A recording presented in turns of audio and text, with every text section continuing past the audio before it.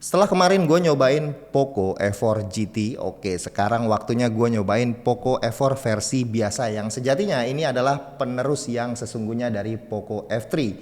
Sebelumnya gue cukup takjub ya sama Poco F4 GT dari build quality-nya, displaynya, performanya, apalagi kameranya udah banyak banget peningkatannya. Nah sekarang gimana dengan Poco F4 versi biasa? Mari kita ulas.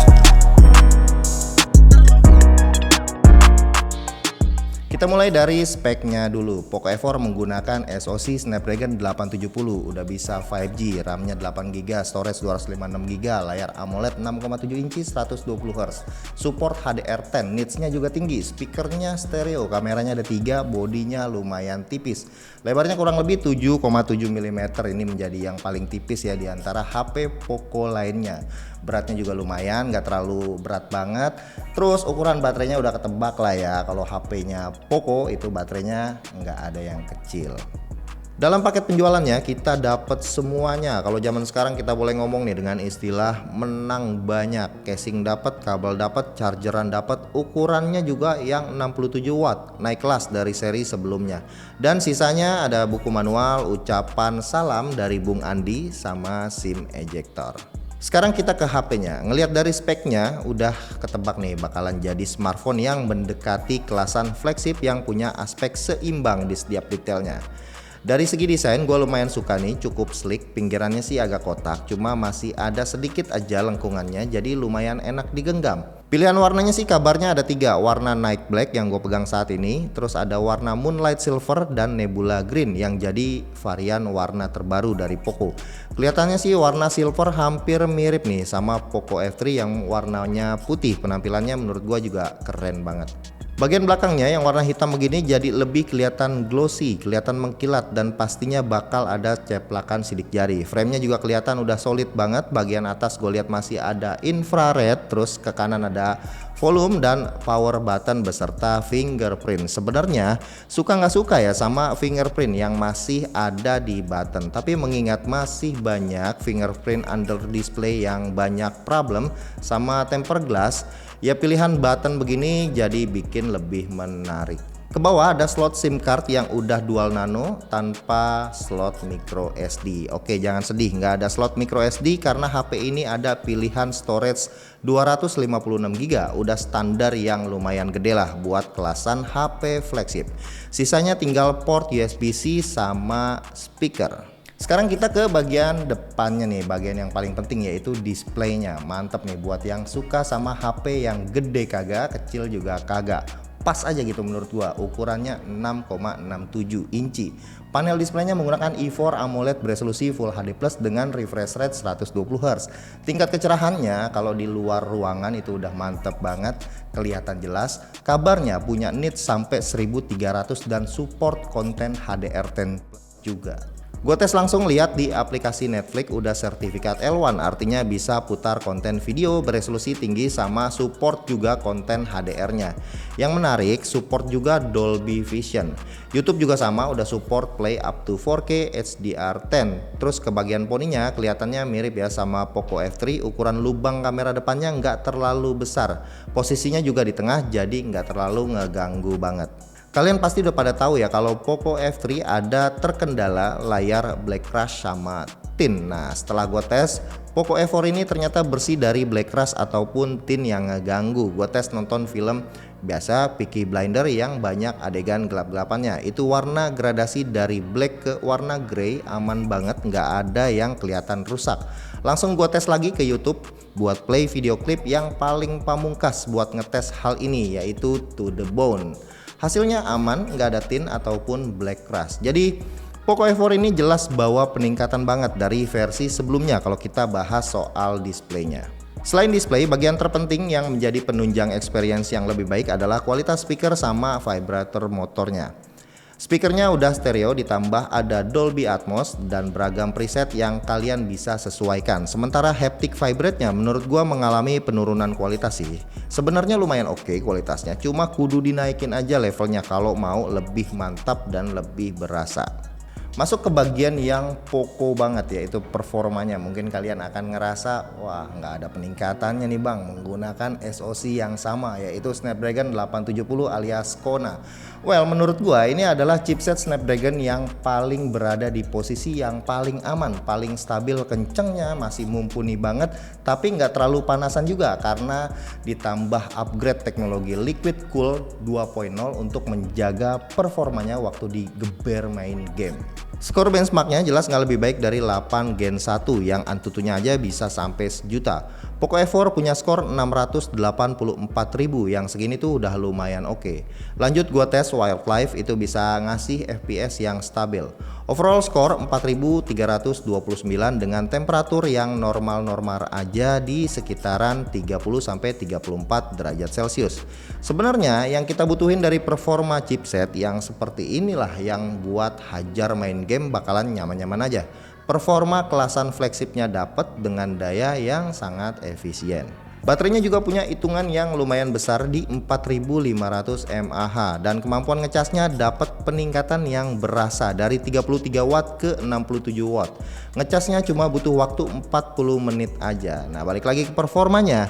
Lagian kalau dirasa kalian adalah orang yang nggak terlalu gaming banget, Poco F4 ini adalah pilihan yang bijak. Kalau dirasa butuh gaming banget, pilih abangnya yaitu GT version. Lanjut ke bagian yang paling penting buat gua, yaitu kameranya. Gua ngefans banget nih sama Poco F1 yang punya kamera paling oke dari seri Poco yang lainnya. Sayangnya nggak punya OIS.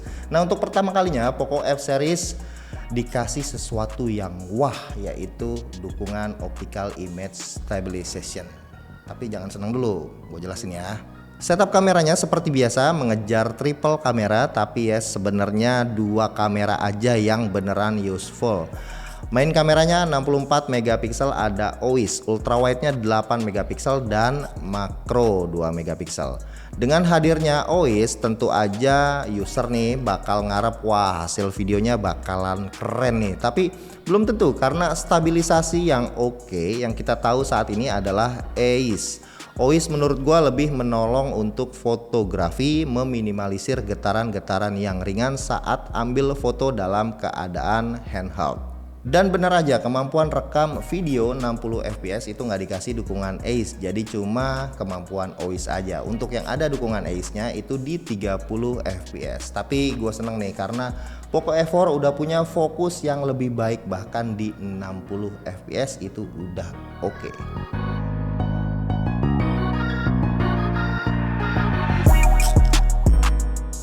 Lihat dari menu-menunya, kita dapat perekaman kamera utama up to 4K 60 fps, kamera ultrawide up to 1080 di 30 fps aja, dan kamera depan 1080 30 fps juga.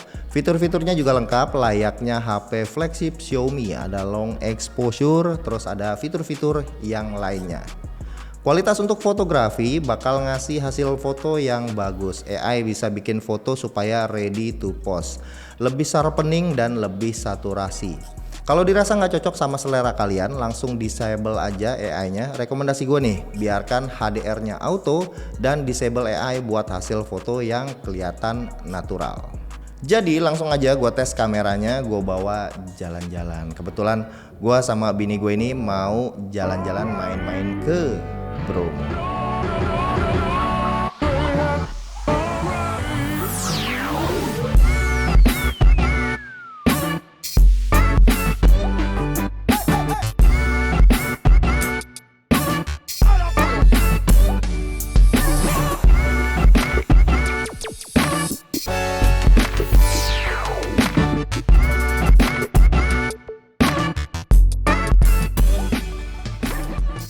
Setelah semalaman di kereta, gue sampai di Malang itu pagi hari, jadinya masih punya waktu buat istirahat sampai sore. Terus malamnya ada sedikit waktu buat jalan-jalan di sekitar kota Malang.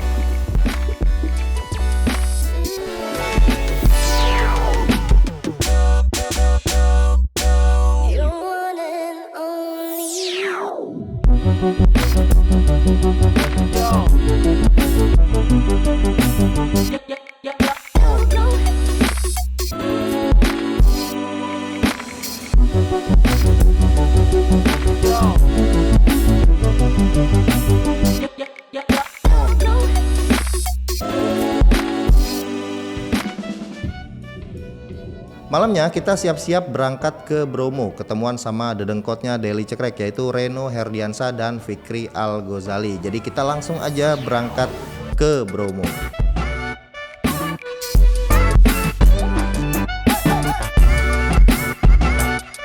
Spot pertama kita di sekitar Jemplang buat hunting foto Milky Way. Dari kota Malang kelihatan langitnya tuh aman-aman aja, tapi pas sampai lokasi spot pertama isinya kabut semua. Gua nggak nyangka aja sih, udah sampai akhir bulan Juni isinya masih kabut begini. Harusnya kan udah mulai musim kemarau. Jadinya foto-foto kita kurang maksimal. Akhirnya kita lanjut nunggu matahari terbit di Sunrise Point di Bukit King Kong. Sempat khawatir sih kabut masih banyak banget, tapi alhamdulillah pas sunrise mulai kelihatan minggir nih kabut-kabutnya. Cuma masalahnya ini kondisinya rame banget, asli banyak banget orang-orang. Gua sampai terpaksa molos pagar cari posisi supaya bisa paling depanan. Foto-fotonya alhamdulillah lumayan bagus-bagus.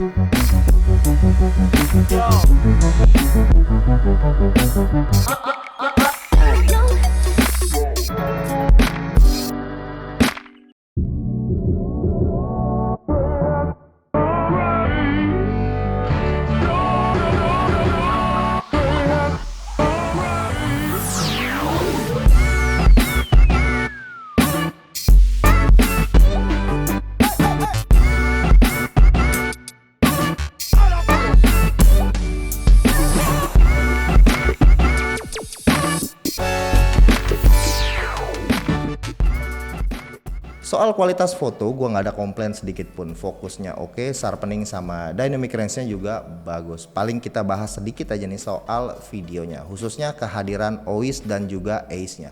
Menurut gue dengan kondisi track yang ekstrim, banyak guncangannya, kalau menggunakan 30 fps yang artinya ada ACE-nya itu akan membuat video jadi jitter banget, nggak enak lah dilihatnya. Mengakalinya cukup menggunakan 60 fps aja dengan dukungan OIS. Memang tetap ada guncangannya, tapi setidaknya video masih enak dilihat. Kalau kalian punya gimbal eksternal, HP ini bisa jadi tool yang cukup bagus karena punya kualitas fokus yang sudah sangat mumpuni di 60 fps.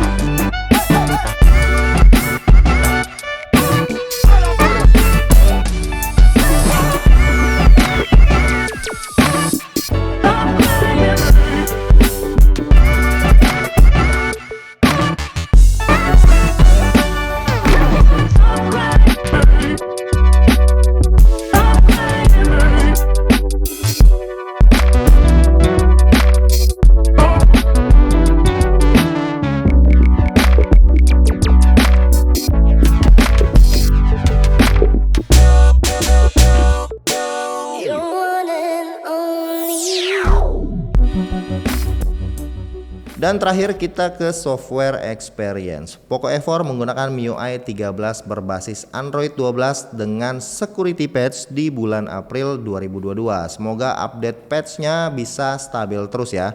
Lanjut ke fitur MIUI di HP Poco juga gue masih merasa sama persis kayak di kebanyakan HP Xiaomi.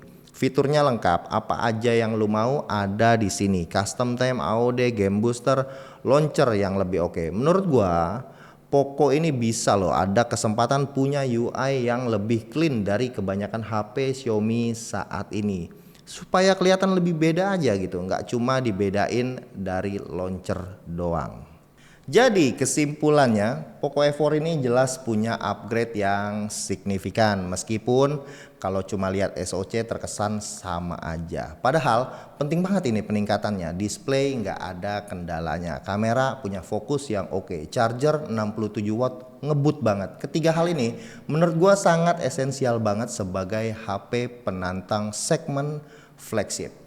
Menjanjikan extreme performance, extreme price-nya juga masuk banget. Poco nawarin dua varian Poco F4 6128 dengan harga 5199 dan yang gua pakai ini 8256 ditawarin dengan harga 5699. Udah pokok banget lah ya kalau urusan ngasih harga. Oke, sekian video review Poco F4 kali ini. Makasih buat yang udah nontonin. Jangan lupa kasih komentar, likes juga, dan kita ketemu lagi di video berikutnya. Bye.